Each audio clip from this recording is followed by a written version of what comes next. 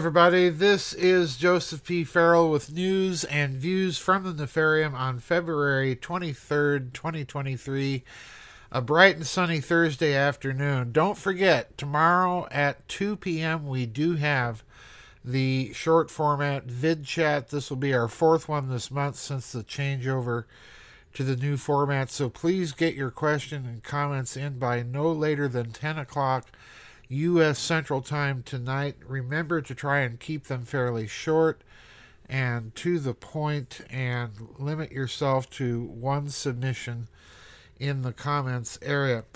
Now, we've been inundated this last week with stories of all sorts, and it's literally getting impossible to keep up with all the chicanery, all the malfeasance, all the bottomless corruption and quite honestly evil that's going on in this country and other countries in the West. We've seen the most recent addition to the Arkansas-cited Clinton body count with the death of a former Clinton advisor who is now being said to have killed himself with a shotgun blast and tying himself to a tree. I don't know, quite honestly, how they expect us to believe that, and I think that's the point. They don't expect us to believe it. They do expect us to realize that somebody committed murder and got away with it. That, I think, is the whole point. We've seen a lot of other news out there concerning the Turkish earthquake. Apparently, some people have started to circulate a story that the head of the Turkish Space Agency said that this was an attack by a rod of God weapon. In actual fact, according to that very same Turkish minister, he made the remarks some years ago at a strategic conference, and it has been ripped wildly out of context. Now, all of this brings us to today and to the news and views today. I don't normally cite this source. The source is jeffrance.com. But it is a source every now and then it's worth looking at, because you find stuff there that you will not find anywhere else. This story, I think you have to be aware of. If you've been wondering what on earth the alleged president was doing going to the Ukraine rather than to New Palestine, Ohio, where we've had that infamous toxic railroad derailment. If you've been wondering why that happened, this article, I think, is going to explain it, because, according to this article, the two events are related. And I'm going to link the article for you. I think it's important for you to be able to read the whole thing. But I'm going to be citing paragraphs here from this article, and I'm not going to break in between the paragraphs other than to tell you I'm skipping a certain amount. I'm just going to read it straight through and let you absorb all of the implications of this article. It is well reasoned, and it is advancing a speculative scenario that I find is credible, especially given the massive amounts of corruption that particular individual and his family have exercised through the years. The article is titled "Chemical Weaponry Destined for the Ukraine Ignited in East Palestine Train Wreck." This is by Yoichi Shimatsu, and it was posted just 2 days ago on Jeff Rentz's website. So here we go. Quote, "The bipartisan shunning of the fears of regional residents, along with the heavy-handed mainstream media cover-up, indicated that the train derailment involves a national security issue and official secrets. This analytical article, aided by a citizen reporting from the Ohio-Pennsylvania border region, exposes in detail the reasons for an illegal, unregistered nighttime shipment of chemical weapons precursors as the cause of the near explosive overheating of tanker cars and the use of an elongated burn pit from whence that ominous column of black smoke arose from the toxic flames. In this chemistry-based analysis, the findings on the ground, suppressed under orders from higher-ups, are examined for the most telling incontrovertible evidence. The chemistry regarding the liquid cargo of the 5 suspect tanker cars, the contents of which were set afire under government orders in a hastily dug trench. Contrary to official denials and disinformation about their chemical content, the actual payload was disclosed by the Environmental Protection Agency detection of phosgene in that black cloud over East Palestine. Phosgene was infamously used for chlorine warfare, also known as mustard gas, in France and Belgium during the First World War. Since it is not a byproduct of vinyl chloride, which contains only one chloride molecule, the actual precursor inside those tankers was a more dangerous chemical bonded with double the amount of chloride, just like phosgene.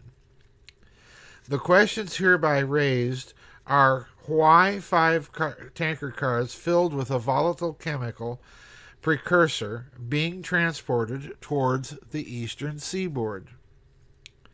What was the final destination of this chemical payload?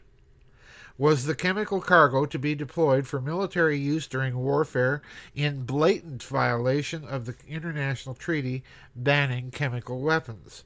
Which battle zone was targeted for the massive chemical warfare attack? I'm skipping a couple of paragraphs here.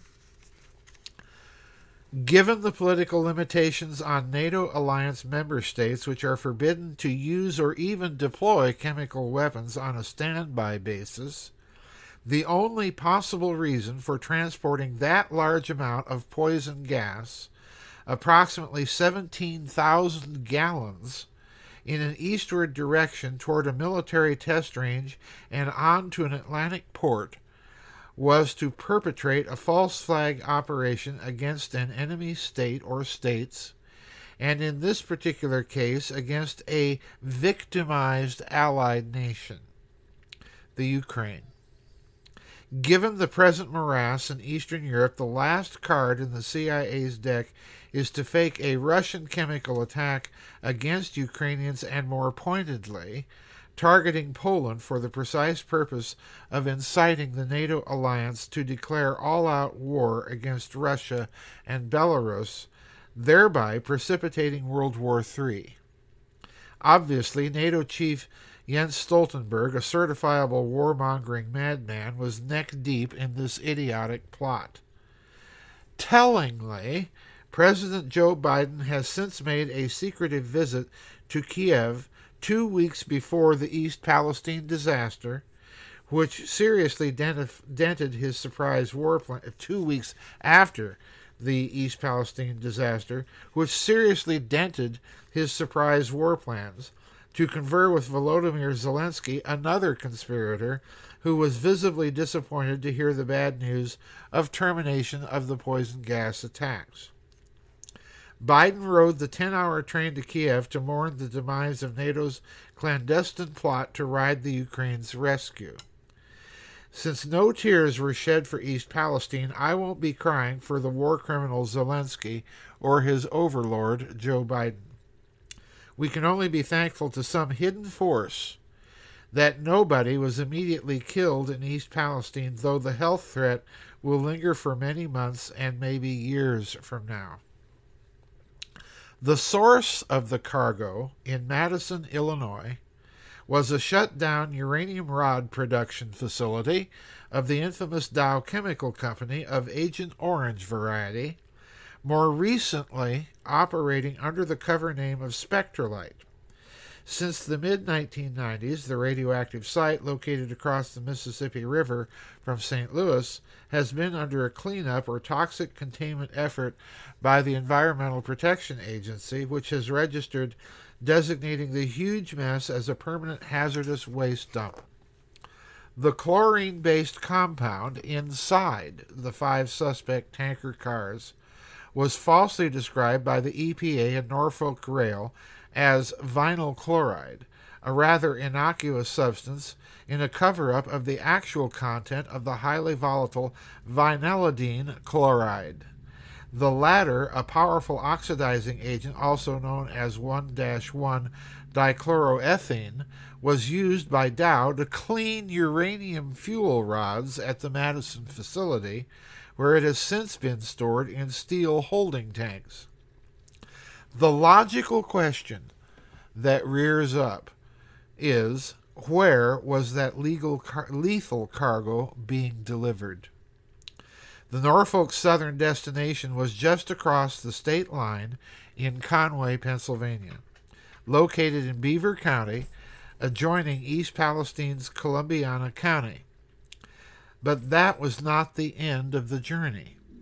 The Conway Rail Yard, operated by Norfolk Southern for more than a century, is a massive switching facility, the largest in the USA until the 1980s. Conway adjoins the Ohio River and therefore has no major chemical plant or waste disposal facility to accept tankers with a 30,000-gallon capacity. Therefore, it is safe to conclude the suspect 5 tankers, along with several other chemical haulers, were at the rear of the train for the purpose of decoupling and route transfer toward a completely different direction from the boxcars filled with foodstuffs from the upper Mississippi region heading to warehouses near major eastern cities. And I'm skipping for a final few paragraphs. Thus, the unmarked toxic tanker cars were obviously bound for the Edgewood Chemical Weapons Arsenal, located on the U.S. Army's Aberdeen Proving Ground, fronting Chesapeake Bay, north of Baltimore, Maryland. And I'm skipping again. The giveaway, leaving no doubts, was the mid-air detection of phosgene in the black cloud over the rail side burn pit. Its formula is COCl2, translated as C for carbon, O for oxygen, and Cl2 being the 2 chlorine molecules. Its name is derived from Greek words for light and birth, as it was first synthesized by exposing carbon monoxide to strong sunlight, giving birth to a weird yellowish compound that smells like fresh mowed hay. The bizarre name of the Dow successor company, Spectralite, is inspired by the irish yellow glow of vinylidene chloride and phosgene when heated. On contact with humans and animals, it burns the eyes, ears, and nostrils, inflicting unbearable pain and horrific scars. Skipping yet again. The detection of phosgene in the black cloud of smoke over the East Palestine burn pit indicates the chemical content of the 5 mysterious tanker cars was not vinyl chloride as falsely claimed by Spectralite Dow, Norfolk Southern, and the EPA, but actually comprised the more volatile vinylidene dichloride, a molecule containing carbon and 2 chlorine particles, and the carbon element increases volatility and flammability during exposure to heat. And that, my friends, is the extraction from this article. And I think he's argued a very interesting case. If the chemistry, and I have no reason to doubt him, if the chemistry is true, then yes, they're covering it up. And the other scenario that he's mapped out here, the possible and probable intention of decoupling those tanker cars at the Conway, Pennsylvania switching yard and then shipping them probably either by canal or truck to Baltimore and thence on to the Ukraine, where they would have been used in a chemical weapons false flag. This is a scenario worth looking at, and it explains quite a lot about why the Biden regime, until just a couple of days ago, was not even sending anybody there, and why he made a beeline to go talk to his little lackey in Kiev. If this scenario is true, folks, we are dealing with no two ways about it. Criminals and, in my opinion, traitors. This is a very, very serious development. About the only weakness that I can see in this scenario is if you're going to commit a chemical weapons attack, certainly the Russians have much more deadly chemicals that you would think that if you're going to start a false flag, you're going to pin a much more serious chemical weapon. And I'm not saying that mustard gas or phosgene is not a serious chemical weapon, but it is a World War I technology. And I think if there is a reason for selecting it, it's precisely because its effect on animals and humans is so horrific, leaving scars and usually permanent lung damage if you inhale enough.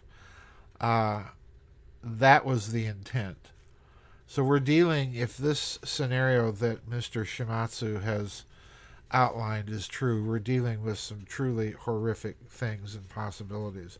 Anyway, give the article a look, a read through, and let me know what you think. Don't forget, we've got the vid chat tomorrow at 2 p.m. It's the short format vid chat. Please get your questions and comments in no later than 10 o'clock U.S. Central Time tonight. We'll see everybody tomorrow for the vid chat. Bye-bye. God bless.